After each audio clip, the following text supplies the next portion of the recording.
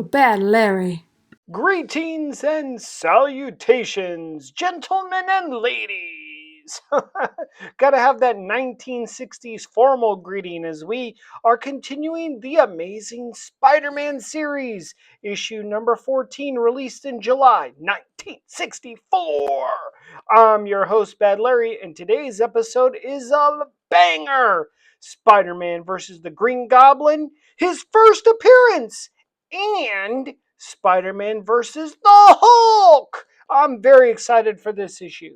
This cover is cool for the time. Spider-Man looks great, Green Goblin looks good, and the Hulk looks so different to our modern Hulk, right? And to be fair, this is the Hulk I think I prefer the most. Can you imagine the comics costing only 12 cents? Crazy! This first page is more of a hype page, but it's still a good little depiction of Green Goblin fighting Spider-Man. Green Goblin is or must be in the top 5 villains for Spider-Man, and this is where it all started. There isn't a hint yet of madness from Green Goblin or motivation, just that he, like Peter Parker, is good at making tech, but for villainy. He's meeting with the enforcers, Montana, Fancy Dan, and Ox. Interesting that Goblin says, he has orders for the 4 of them, but clearly there are only 3 there. Goblin has a plan to use these enforcers against Spider-Man somehow.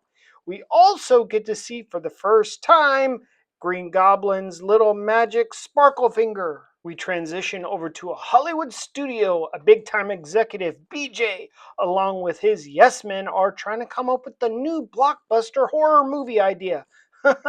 He's going to pull the age old name change, same movie scam. When Green Goblin comes soaring in telling BJ that he's his next star. Hey, Green Goblin is kind of clever. He is staging the scene for his own Hollywood blockbuster, fighting Spider-Man and using the enforcers, just without their knowledge or consent.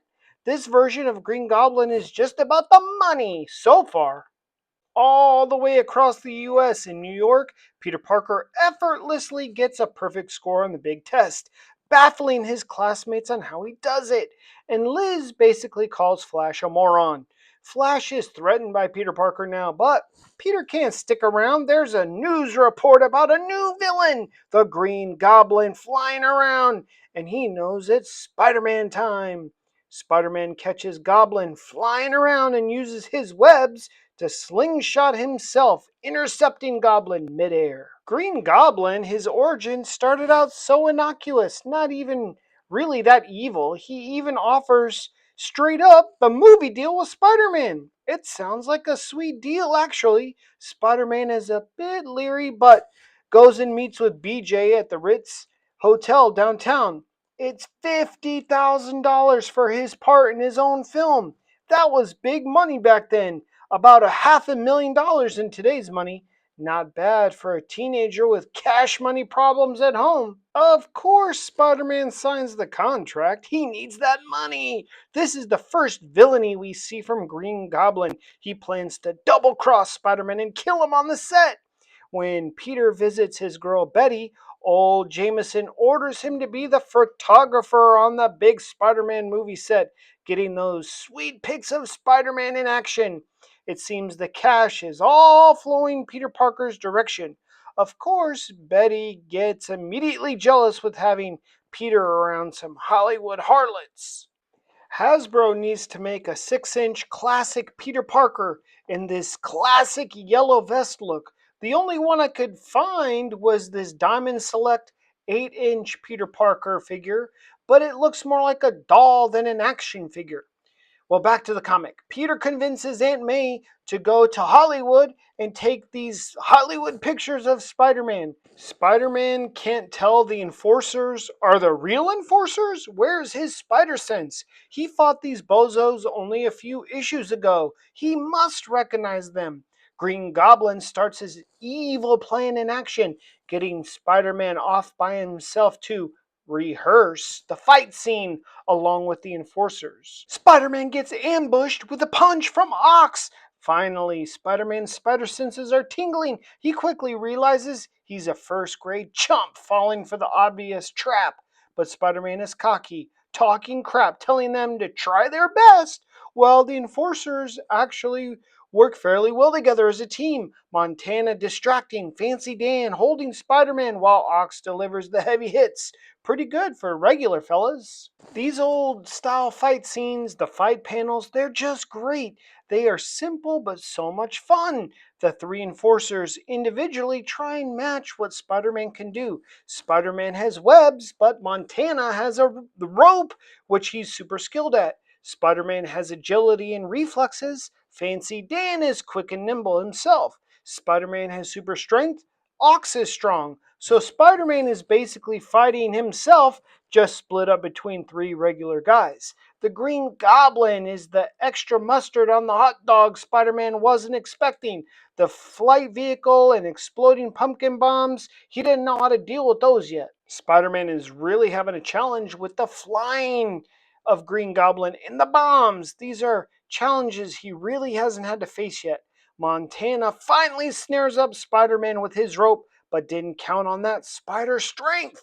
Now, all three enforcers are piling up at the same time, but these are just regular guys. Spider Man should be able to shove them off pretty easy, right? The enforcers are all too eager to get their licks in, but with one heave, Spider Man sends them all flying.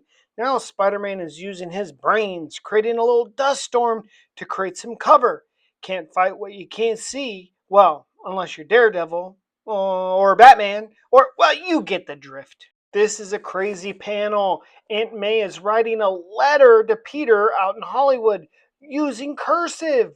All this effort to send a message back in the 60s when it can be done in an instant now with a text. I wonder what the next 60 years of technology will bring in terms of communication abilities. Now that Peter is in Hollywood taking pictures, well, that's what his classmates think. Hot girl Liz is all about Peter Parker now. Typical. But what everyone thinks Peter is doing is not what he's actually doing. There's no Hollywood harlots. There's no fun and games. Peter Parker is fighting four crazy villains in the desert. Not so glamorous. Spider-Man has to run into a cave to catch his breath. The enforcers and Green Goblin roll a huge boulder in front of the only exit from the cave. Like Rorschach said, I'm not locked in here with you. You're locked in here with me. But the dark enclosed space benefits Spider-Man, and he starts picking them off one by one like Predator or Alien. His first victim is Montana, swinging that annoying rope around. Next is Fancy Dan. Y'all made a mistake coming in this cave after Spider-Man. Spider-Man's in his bag now, jumping around, dodging attacks, using his webs properly to snare up Green Goblin. It won't hold Goblin forever, but enough time to take out Ox with the Spidey uppercut. And this is the type of story I like that incorporates the Hulk. Hulk is in a cave trying to keep to himself when he starts getting messed with. Hulk knows he's a menace, so he just tries to stay away. But when someone's in his cave, well, it's smash time. Just like if someone ran into your house, you'd start fighting them. Well, I hope so. I also like how the Hulk is depicted by Jack Kirby. He's not too big. He's clearly bigger than a human, but not overly huge and muscled up the way he looks nowadays. I also like his skin tone being this very light lime green, a different shade than we see now versus the emerald or dark greens they make him. Meanwhile, Green Goblin is just sitting back enjoying the show, hoping Hulk will do the work for him, destroying Spider-Man. I like what Stan Lee said in an interview regarding all these power rankings, who's stronger than whom. He says it's up to the writer. The writer can't be hamstrung because this guy beat that guy 10 comics ago, so forever and ever he's weaker than that guy. Nah, it's about the story first. In this story, Spider-Man is holding his own against Hulk. Hulk is clearly stronger than most of his enemies, ripping apart the webbing easily, but Hulk isn't demolishing Spider-Man either. Plus, it seems Hulk can complete a full sentence here as well, which is how he started.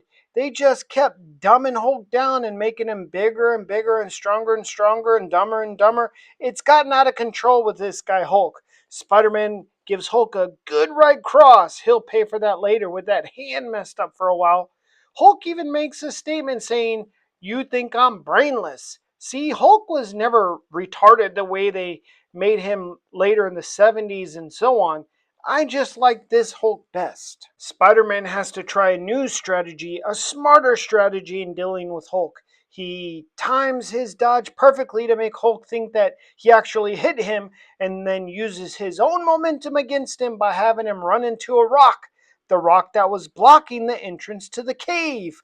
Double smart on Spider Man's part. Spider Man is now out of the cave, followed quickly by Green Goblin. Green Goblin just abandoned the enforcers. He said, F those guys. Spider Man is on the broom jet. Goblin is trying to burn Spider Man with the jet propulsion flames, and normally Spider Man would keep on fighting. But after tussling with the enforcers, then tussling with the Hulk, and with Green Goblin, he's too tuckered out and bails into the water. I've noticed Stan Lee loves to use this method to get Spider Man out of trouble. No one wants to follow him into the water. Spider Man has already used the water bailout method with Doc Ock, I think, twice now. Spider Man holds his breath longer than a normal guy. He has to wait it out until the Hulk gives up the search for him, but remembers those goon idiot enforcers are still webbed up in that cave. Spider Man can't just let them die at the hands of the Hulk. Spider Man saves the enforcers, and it looks like he's leaving them for the army to pick up. BJ is pissed that Spider Man movie is a bust until one of his yes men says the Hulk was spotted nearby, which suits BJ even better for a monster movie. Spider Man gets stiffed out of the money for his role in the movie. It's the fine print, people. Hey, we can't have high school Peter Parker as a superhero and a rich guy at the same time. This ain't Iron Man. BJ has at least the heart enough to give Spider Man enough money to get back to New York. What a waste of time for Spider Man. Stan Lee keeps us waiting to find the true identity of the Green Goblin. Gotta keep the readers hot on the next issue, right? I thought this was an excellent issue. Lots of action. More action than comics now in general. Think about it. Spider Man had 3 major battles in a 23-page issue. You aren't getting that action in today's comics. Too much lip flapping nowadays. I hope y'all love this trip into Spider Man's past as much as I do. I think it's important to revisit these old stories, keep them alive like this. I know people buy and trade these old comics, but they're usually hidden inside plastic. The story and the art and the pages are never seen. So I'm going to keep this series going as long as I can. Hit that like button, subscribe, and I'll see you real soon. Peace.